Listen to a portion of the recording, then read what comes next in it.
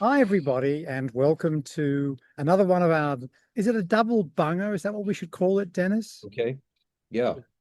So, first of all, at least in temporal terms, if not conceptual ones, welcome to the Cultural Studies podcast. My name is Toby Miller, and my co host for this and the other half of the double bunger is. Dennis Broe. And our other half, is called Culture and Barbarism. So Rosa Luxemburg had famously said the choice is between socialism and barbarism, but today what we have may be culture and barbarism. So let the barbarism begin. And today I think on culture and barbarism, we're going to talk about, well, among other things, uh, gambling and porn.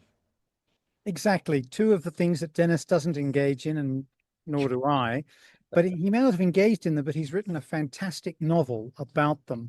And I should just, this comes with a slight, that's that awful expression, trigger warning, which especially here in Guadalajara at the moment is not a good expression because of the narco terrorism unleashed by US Yeah. bloodlust and Mexico's obeisance to satisfy, not that you ever could, US bloodlust. Yes, released with U.S. guns. You bet. Yar, you betcha, Send lawyers, guns, and money. as Warren Zevon might have put it. Um, so there's a slight trigger warning in that this is the first day we can be outside in Guadalajara since the lockdown. Mhm. Who knows what the future will bring as the different narco terrorists engage in their own internal battles, but then maybe look at external objects, external targets. I live more or less midway between the governor's residence and the US consulate. So for now, that's been secure because there aren't a lot of narcos living around here. The rich narcos live in another zone, Yeah. but who knows when people learn more and more about the role of the United States in this. But the trigger warning is actually not about that. It's that I've just come off an all liquid diet for 3 weeks, occasioned by throat surgery. And Dennis and I are celebrating, or more, I'm celebrating coming off this by the fact that during our discussion, I'm going to be having an avocado toast breakfast. Woohoo! Whereas Dennis is in the middle of Ramadan. So this is actually going to be a kind of torture for him. Yes, I'm just going to be envious. Yes, I'm going to be overcome with envy, but still, we'll do it. We'll do the show. Now, all of that said, even though my throat, my breakfast, and here comes my cup of tea, gracias, are important. What's more important is Dennis's new and fantastic novel. How many books in the series thus far, Dennis? Well, this is the sixth book called Pornocopia, and it is the second trilogy. And this trilogy is called The Dark Ages, and this concludes the second trilogy, The Dark Ages. And this book is, well, one could say it's a book about sex, but I would say it's a book about the sex industry, Mm-hmm, mm-hmm. which is perhaps a different topic, you know. And it's also about the gambling industry, and it's also about a moment in the confluence of the mob, government, and financial interests.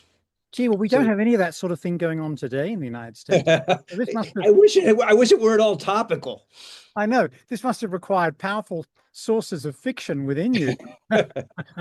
I guess I just have a good imagination, because there's no touchstones in the present, Anyway, so what happens is Harry, the detective, gets well, he goes to an AA meeting because he's had trouble drinking. And in an AA meeting, of course, he meets a porn star and who he helps. And at the end of the meeting, she offers to give him a BJ. And he says, I've really got to get to more of these meetings. And that starts the thing because actually that's not really what she wants. She wants him to help her. And she is working. This is really the nascent porn industry. It's sort of still the beginning of the industry before it's become rationalized and institutionalized. And she works for two low-level mafiosos and they exploit her terribly, and she is making all the money for them. One of them lives in Beverly Hills, And while she makes the money, she and two other of their stars live in like a three-room bedroom in North Hollywood. But they're the ones who are making the money for this enterprise, and she's trying to get out away from them. They're low-level mafiosi. And so that's how we start. Meanwhile, Crystal, Harry's partner, takes on this case with a producer who has just gotten a big job, and the big job is he's with Disney, and there's a big color production of a Jules Verne novel, which we is not said, but we know is 20,000 Leagues Under the Sea, and he's going to be the producer, but he's also been called in front of HUAC. And so he doesn't know what to do because his conscience doesn't want to allow him to name names. On the other hand, oh, there's the avocado toast. Okay. This is really a treat for our fans. So he doesn't know quite what to do because he doesn't want to name names, but on the other hand, he doesn't want to lose his job. And if he doesn't name names, he is blacklisted and he loses the job. So he hires Crystal to get him off the hook. So we start, and so that's our beginning. There's also a wonderful moment of seeing that US tragedy of going from riches to rags when early on Harry Palmer, and fans of the Ipcress File and successive films with Michael Caine will recognize the wonderful trope, goes into a low-life bar, half low-life, half not, where a wealthy woman has had her coat stolen, and then finds out when you look inside the coat, which he retrieves, it is, shall we say, dilapidated. And he finds that she's planning a heist with her husband and that their apparent super wealth, in fact, hides their near poverty. And that, I think, is a great moment early on in the book. I'm not giving away too much, I think, with that. No, it's very early on, Yes, they're compared to sort of 19th century European nobility, because they're in default on their house in Beverly Hills. And besides trading on their name, they have little income to speak of. They're called the Standishes, and Harry has to, oh, she's missing a mink. So Harry has to find the mink. And he says, it turns out the Standishes were a lot like the Missis's mink, lavish on the outside and tattered on the inside, That's right. And he says, when confronted with the truth, which is they're actually up to no good to try to, pay their rent like 19th century nobility. He says, the Standishes suddenly became the standoffishes, and they go out, they run out of the room, and they become very, moralistic and highfalutin. But Harry knows what's going on with them. And Harry doesn't get a payday out of it from them. He doesn't. And in fact, the woman perfect, when they're sitting down, she says, well, you've done a good deed for Gaston. He's this DA. He was the DA of LA County, and he was a reformed DA, and they got him out because he was not corrupt. And you don't hold office in LA for very long if you're not corrupt. And so now he's in private practice. But she said, you did a good turn for him, and he will remember it. So, she kind of reminds Harry of that, And actually, he's appeared in an earlier Harry novel, an earlier Harry adventure. Yes, he comes back. He's one of the recurring characters. Yeah, yeah. So, one of the subjects, so that kind of introduces the idea of scamming and the idea, which is very much in the American American makeup. And again, I really wish there were something, just anything that was current about this, in terms of scamming and deceiving the public. I just can't find any parallel. I find absolutely no resonances, and none with the British royal family either. No, that's right. But actually, one of the interesting things you do, Dennis, in the book is that, and this isn't giving away the revelations of any kind, but at the end of the novel, I think it's at the end, you give us the data on the emergence of the pornographic film industry. Yes. You mentioned earlier that it's taking place before full institutionalization and industrialization. But you give us the data on the enormous expansion of this thing, right? It's unbelievable how much it has expanded from this moment that we're talking about here, when it's really in its very beginning stages, you know. Yeah, another thing, another interesting thing about this scam is one of the low-level mafiosi, their brothers, says, about porn, if anybody ever discovered that sex isn't dirty, he says you got to make it look seedy and dirty. If people ever found there's nothing wrong with sex, we'd never survive. So the whole thing is essentially built on a scam, and that's part of it. Um, yeah, and what happens is the industry becomes rationalized. That's another word for it, And this is a moment that charts the beginning of that, because there are financial interests hovering around it. And those interests don't like the idea that you have low-level mafiosi in charge of the thing, they who could go out and kill somebody and completely interfere with profits. So it's a moment of trying to sort of ease them out. It's also a moment, because this has a lot to do with the mob, and Harry encounters Johnny Roselli, who was in the last book. And Johnny Roselli helped save Harry, and Harry's in debt to Johnny Roselli and the mob. And, you know, uh, uh, Roselli and the mob also want to move in. I mean, their money is in drugs, but they feel that their future big money may be in gambling and porn.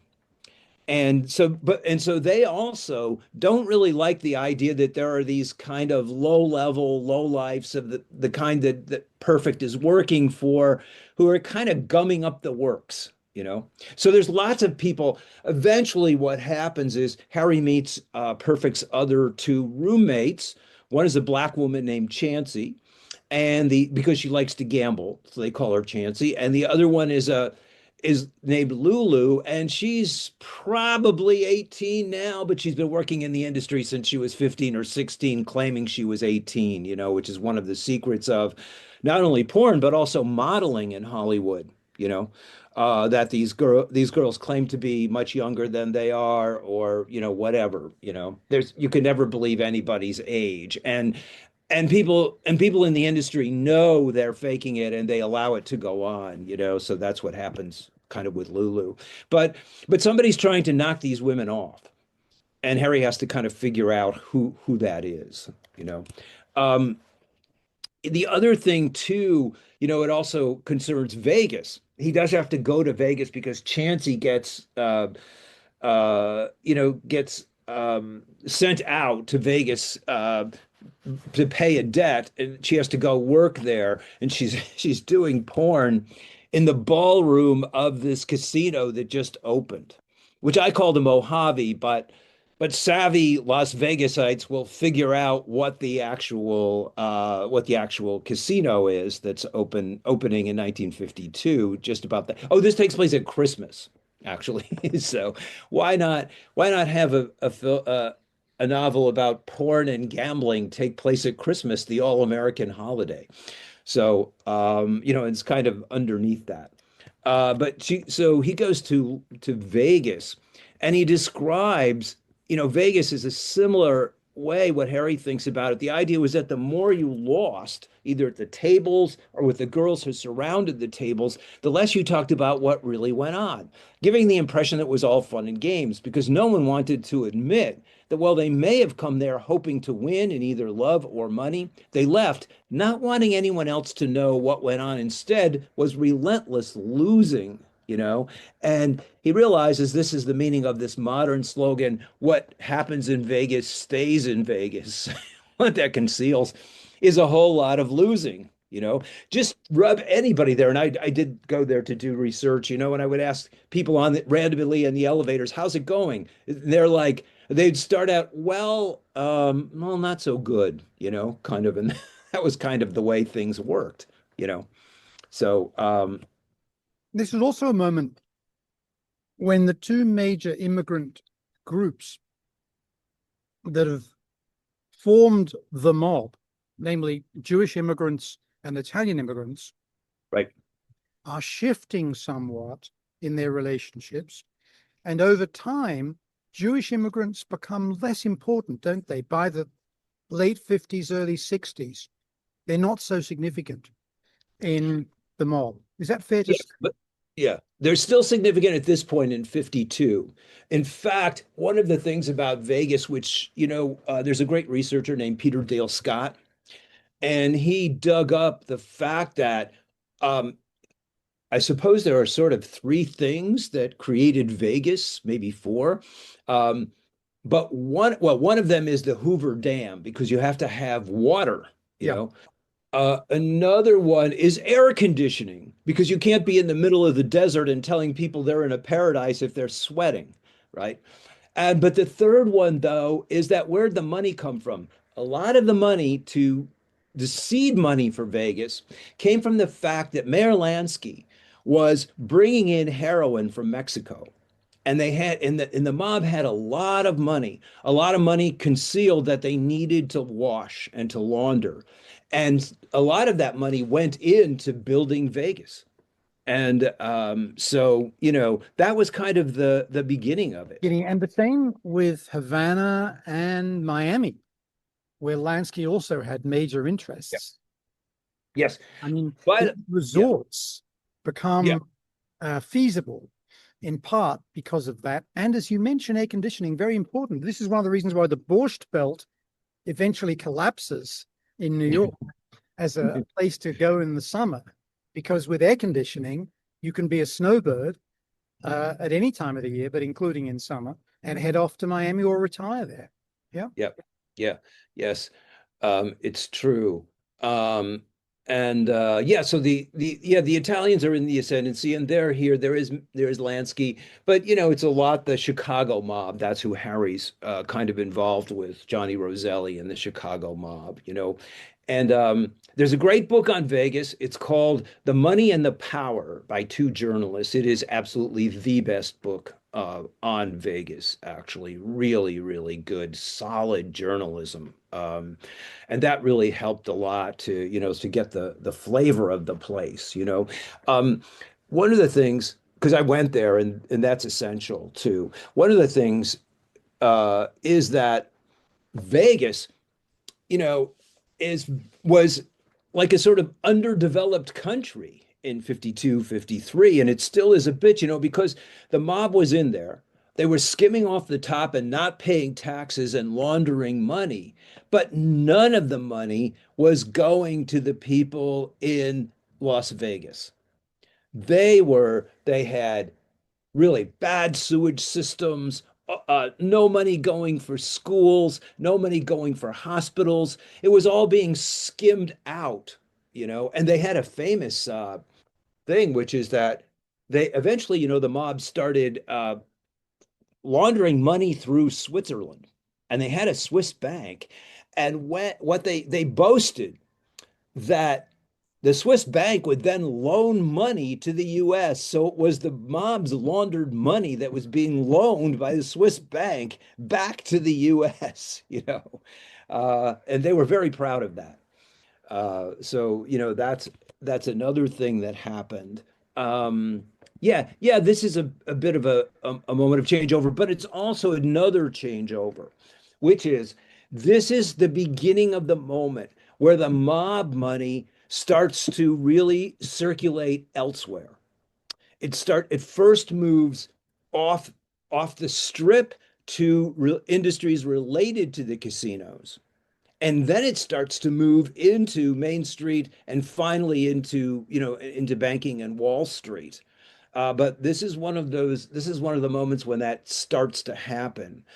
And Sorry, I think Harry, you've left out one part of the teleology, Dennis, which is it ends up in the White House. well, there's that. Yeah, I mean, yes. Well, not to put too big a picture on it, but we have sort of a mobster in the White House. So yes, so there's that. It's a bit more overt right now. Yeah. Yep. Um, so Yeah. So another thing that happens that's a part of the book is that, the porn industry is, in a way, in an odd way, as Foucault kind of knew, a subset of the Hollywood film industry. Or let's say it exists in parallel alongside it. And those parallels are quite interesting. There's a very good book by John Lewis called Hollywood Hardcore that talks about these parallels, and one can't exist in a way without the other, because anytime Hollywood gets in trouble that they've gone too far, they point to porn and say, "Well, we're not that," you know, and then but what they're doing is they're always, well, as porn seeps into the mainstream, which is what's happening now, the studios are having to push further and further on that boundary, and the boundary is becoming more and more permeable, but it's always been there. There are some other similarities also. This is the beginning of the industry, beginning of a film industry. And in the Hollywood film industry, in the early part of the Hollywood film industry, actresses were unnamed. There was the first time any woman or actress got known was the Biograph girl, because the studios preferred that that no attention be taken away from the studios. So, and so that's the way they named. But then they finally realized that was, as a business model, that didn't work, and that people related to actresses, and then there was a shift, right? So this is a point where in porn, where these actresses are getting, most people don't even know their names. They just circulate in these reels, these 10 to 15-minute reels, and they never get known, which keeps them from negotiating and from making more money. So, you have a very similar thing. And until finally, it's 52, the first porn actress is 52. Oh boy, all of a sudden her name escapes me. It's a really good, oh, Candy Barr. That's her name, Barr. And she's the first real porn actress who appears in this reel that becomes famous. And that's the first time a woman's name is actually associated with a reel, so that she starts to have her own income separate from these fledgling porn studios, which is really important in terms of the women. And one of the critics of my book said, this is a story about very powerful women who are trying to make it, and trying to make it on their own, and trying to have their own place in the industry. And that is true, actually. And that's their struggle. Mm. One of the LA-based Hollywood porn stars of the late 90s, early 2000s was named Toby Miller, my name. And she became one of the key advocates of what became the law in California, which is the home of much of this stuff still, that in sex scenes involving men, condoms must be used. She was a key activist in that, and has disappeared as far as I can tell. The reason I know about this is that I was once, Dennis, on the subway in DC, and I was wearing my little badge that got me into the Latin American Studies Association annual conference. This would have been about 2000, 2001. And a guy came up to me and more or less shook my lapels and was angry and said, "Are you Toby Miller?" I said, "Yes." He said, "I'm Toby Miller too. There are 3 Toby Millers on Google. One's a porn actress. There's me, I'm an internet security consultant, and there's you. And I don't like it when your name and the actress's name come up." Now, at this point, Dennis, I'd never heard of Google. So this was my introduction to the search industry. I then looked up Toby Miller to see who these people were. And sure enough, there was this type A personality internet security consultant and this porn actress who was heavily involved in occupational health and safety campaigning. Now, Yeah. that's one thing you didn't know when you wrote the book. I didn't know about Toby Miller. I was aware of the controversy around condoms, and what happened with that. That was a controversy in the 90s, early 2000s, and there was a law passed. But the fact is, what happened was audiences did not want to see condoms, and pretty soon it began to be a law that was more honored in the breach than in the observance. And it's sort of mostly withered away now, So that's part of the ebb and flow. But yes, LA as a center of the Hollywood industry, and the San Fernando Valley is a center of the porn industry, sometimes called the San Fernando Valley, San Pornando Valley, other times called Silicon Valley. But that's where all these warehouses and deserted places are, and that's where Tony, the guy who owns the studio called Argosy Films, that's where he does his shooting, in San Fernando Valley.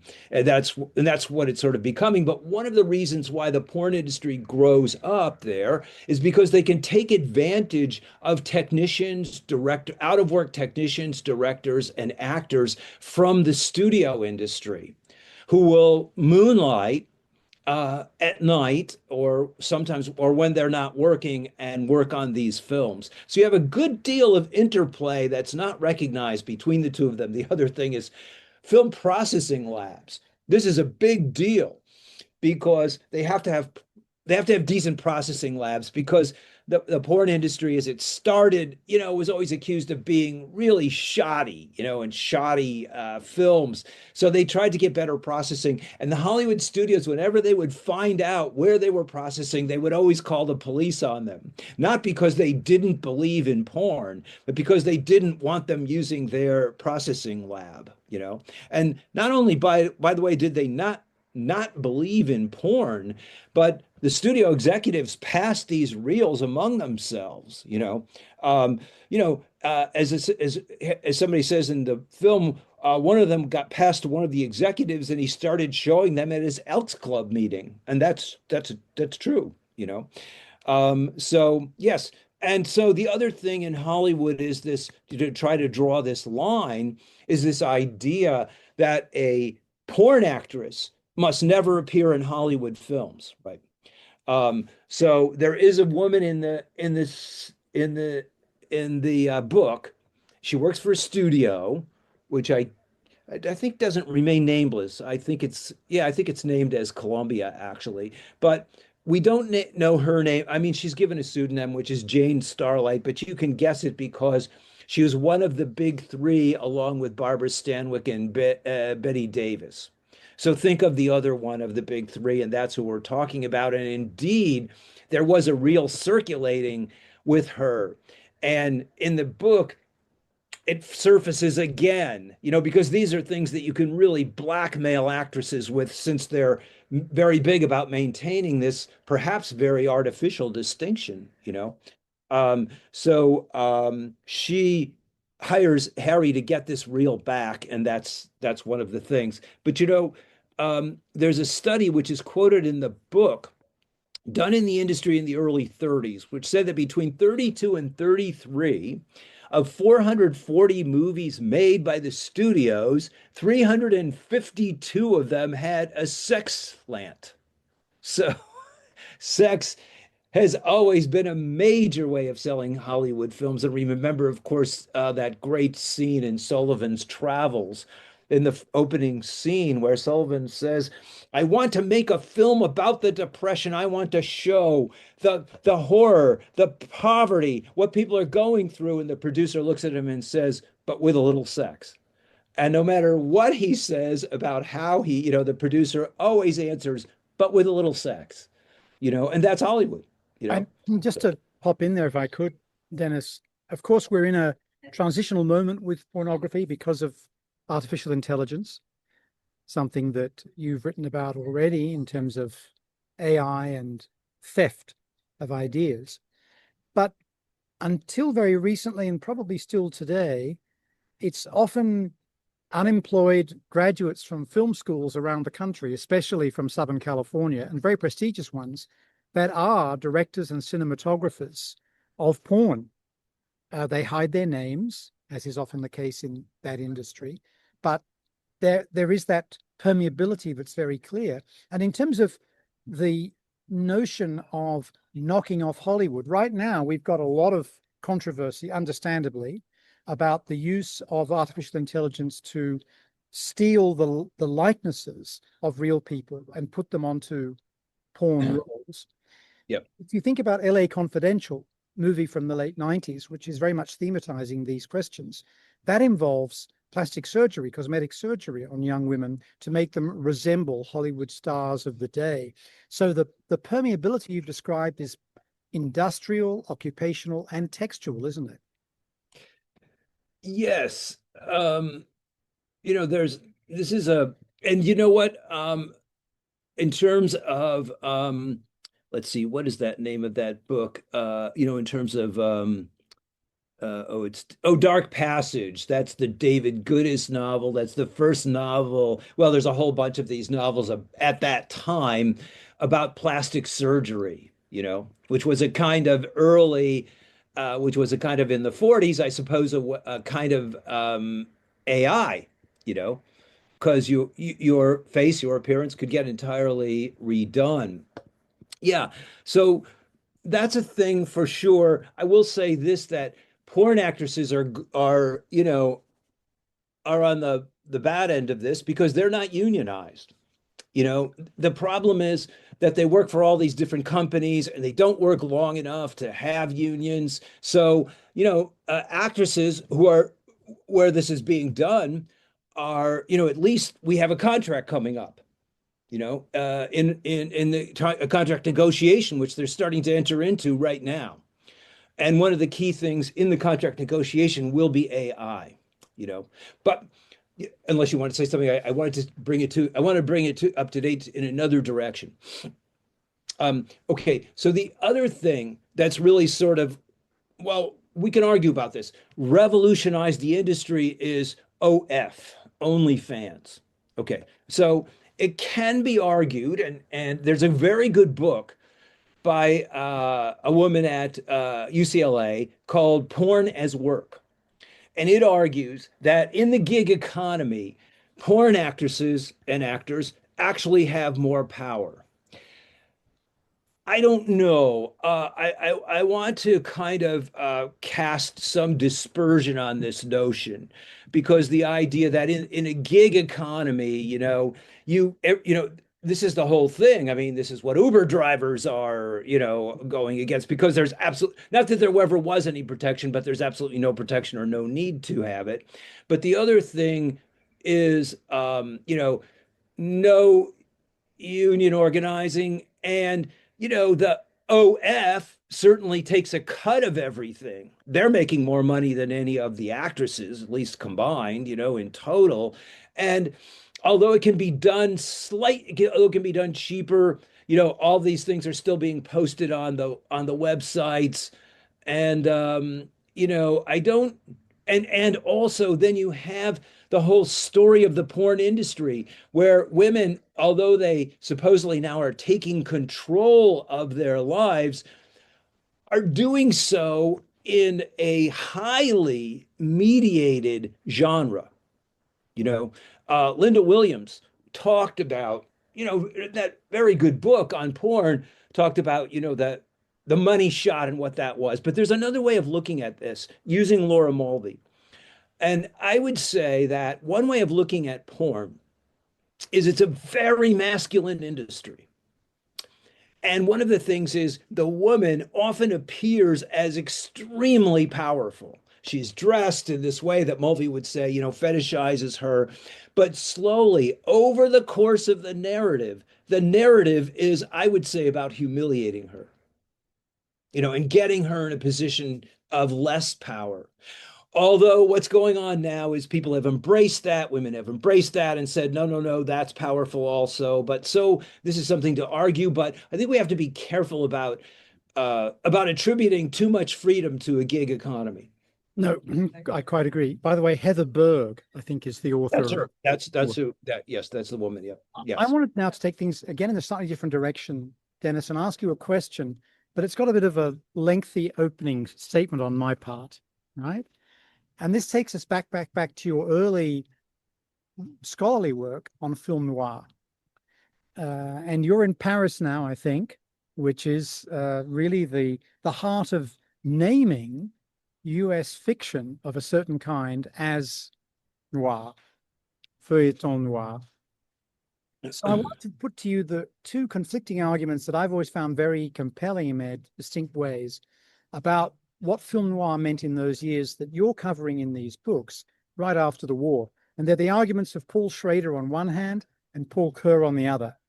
And for Schrader, who goes on to become, of course, a very controversial, highly hyper-masculinist figure in the film industry, but was a film critic, was a film scholar, has a PhD in film studies.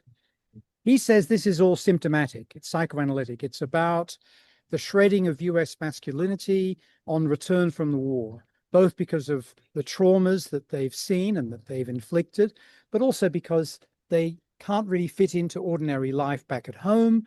And in many cases, there aren't jobs they were hoping for or were promised in the context of exiting the Depression and going into the war. And so they crack up and they commit crimes.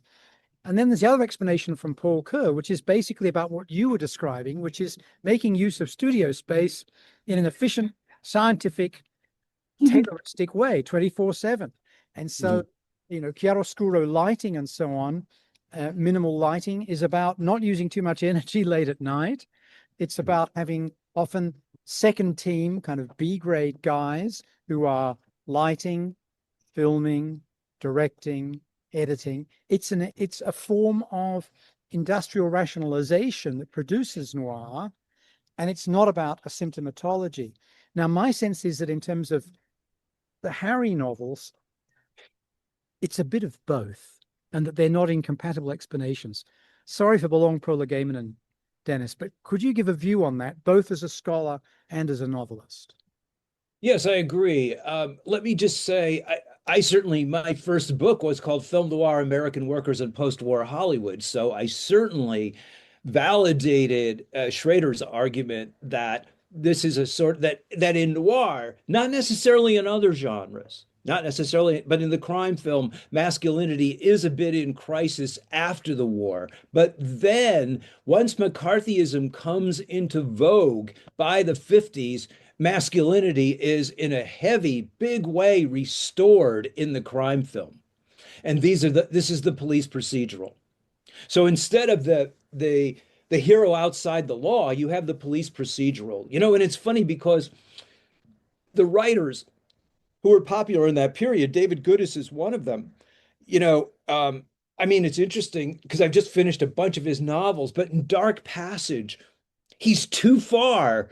The Bogart character, of course, they it ends a bit differently in the film, but the character Bogart plays is too far outside the law. He can't come back inside. So he always has this idea that he's going to go to Peru. And the woman that he loves, he tells her in the end, I'll meet you in this town in Peru. And that's what he has to do. He's got some money and that's what he has to do. He cannot come back inside the law. He's too far out. And that happened also to Goodis because he went to Hollywood. His first novels were very popular, particularly Dark Passage was made into a very popular film, but he didn't succeed. So he came back to and lived with his mother and his brother in Philly. He became, some people call him the poet laureate of South Jersey, which I think is one of the great, names that ever existed. But in his books, the characters never credit the law. Never. They're always outside. So he moves outside and remains outside the mainstream in the 50s because his characters are still part of this masculinity in crisis, as are Jim Thompson's characters. So the novel still does sort of continue this tradition, but the film restores it. Now, the thing about the rationalization, yes. So what's going on, just to say briefly, after the war, there's a tremendous burst of creativity that happens right after the war and independent filmmaking separate from the studios. But that filmmaking is disciplined. That happens around 47 and 48. And the McCarthy stuff has, well, at that point, it's just the HUAC hearings, has something to do with it. And also the fact that they've overproduced and audiences are not capable of supporting the overproduction. So this tremendous period, which was a great noir period, also 46 to 48, all of these independents come back into the studios. And that's part of the rationalization again, too, because now they're enlisted back under the studio mechanism. So, Yeah, and worth pointing out, this is also the period just getting going in the late 40s of the suburbanization of white America and the televisualization of the United yeah. States. So people are moving out from the inner cities where a lot of the movie theaters are because of this promise of, be fecund, have children, and so on, and permanent employment and television. So these things become dual changes for Hollywood at the same time as there are important legal ones with the Paramount consent decree and so on. I wanted to ask you something. I just want to say one thing about television. So Harry is trying to break into the house of this mobster who lives in Beverly Hills, right? So he decides that the way he does it is, so he won't get picked up by the security because the security is always hovering in Beverly Hills. You can't remain. You don't just drive through Beverly Hills. It's a gated community, even in 52, right? So he goes to see his friend, who's the sound man from the first series of novels, and he decides, and his friend suggests that he become a TV repairman. So in 1952, if you were in Beverly Hills, you had your own TV. If you were anywhere else, still, you were mostly watching TV, watching neighborhood TV in a bar. Just to say that, Oh, and picks of up that. course, TV repairman became a great job for returning GIs.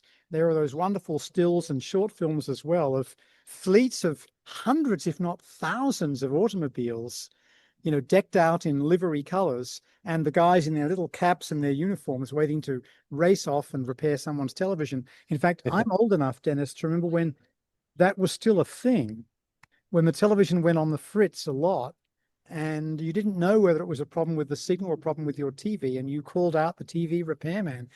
This Mhm. was in the last days of home visits by doctors. But I wanted to go off to one side here for a moment and ask you about gay porn, or talk about gay porn, because with the straight porn we're describing, dominant in the industry in lots of ways, there is this masculinist power trip going on again and again and again over time. Gay porn is often held up as a kind of utopia for queer men and queer women in the period before decriminalization of their lives and even today. Any thoughts about this sort of interplay between not just mainstream Hollywood and the porn sector in the Valley, but also between the gay and the straight genres? Well, um, I think that gay porn in the period where I'm writing about, 52, 53, is way far out there. That's in a place of its own, that is way, way underground, along with the clubs. I mean, there are gay clubs, there are a number of gay clubs in LA. In fact, the last book opens with a lesbian club. Crystal has a lesbian girlfriend and they go to a club. Crystal's uncomfortable and the girlfriend sort of picks somebody up. So those are possible. And there are clubs, but yes, but I would say, but the thing is, because this is the problem in that period, I don't know the 70s all that well in terms of gay porn, but um, the problem is circulation. How do you get this stuff out and how do you get it to people and how does it have a thing, whereas there was a kind of circulation happening. There's a chapter because one of the mobsters is that's his job. His job is circulation, and there was things in the 50s called camera clubs. And camera clubs often were fronts for men who got together to watch porn, but they called them camera clubs, and Harry poses as a guy from Michigan who's in a camera club, but we all, who's there because he wants to see what's happening with his stars. So that was one way of distribution. The other thing is it was so underground. There's a story from, I believe it's 48. There was a very successful porn producer, he and his wife. What happened was they set out to destroy him, and somebody got taken down. The police found out, they raided somebody, and they let it out that it was he who turned them over, and that was it. No one would distribute his stuff anymore, because of course this was the time also before any of the rulings about the mail. If you had something in the mail and they caught you, you went to jail for a very long time. So, like, one of the things they say, like, there are 3 states that are out of bounds. 3 states and Cincinnati is where you can't mail to. So yeah. Wonderful. Um, by the way, also just to say, there's a good deal of there's some walk-ons, so in the book, in Vegas, they go to a floor show, Chansey and Harry, and there the master of ceremonies in the floor show is Ronald Reagan, which did happen about this time. He was kind of, his career was winding down, and he thought he could go to Vegas and become a kind of, impresario. But it was said even the Vegas critics, who really are ordered to like everything, thought it was horrible. And Chelsea and Chansey whispered in his ear, the only thing left for him is politics, you know. And the also in the next night when they go in the audience, or when Harry goes, he sees Barry Goldwater. He had just gotten elected now. This is 52. And so he just gotten elected to the Senate. And the guy, he's got these thick, heavy glasses, and the one one of the waitresses points to him and says, he thinks he's a player, you know, and they all have kind of a big laugh.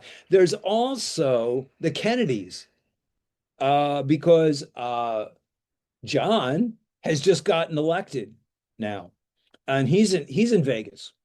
And when John went to Vegas, there was usually a bevy of women surrounding him. In fact, there is. But Bobby's there also, who ran his campaign and got him elected, who's more serious. And Crystal goes to see Bobby, and Bobby tells her, although he has to work on the McCarthy hearings, it's just a stepping stone, and he really wants to go after the mob, and Hoover hates him.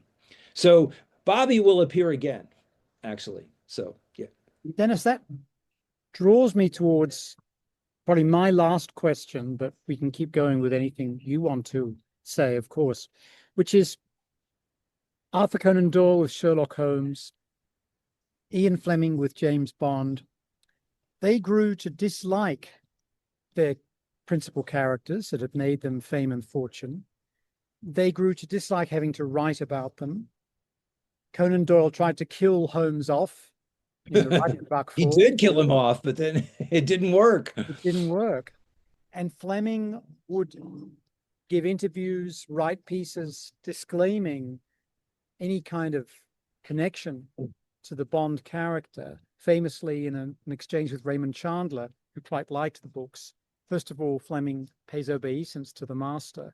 But secondly, he says, he doesn't like the character that he's dealing with.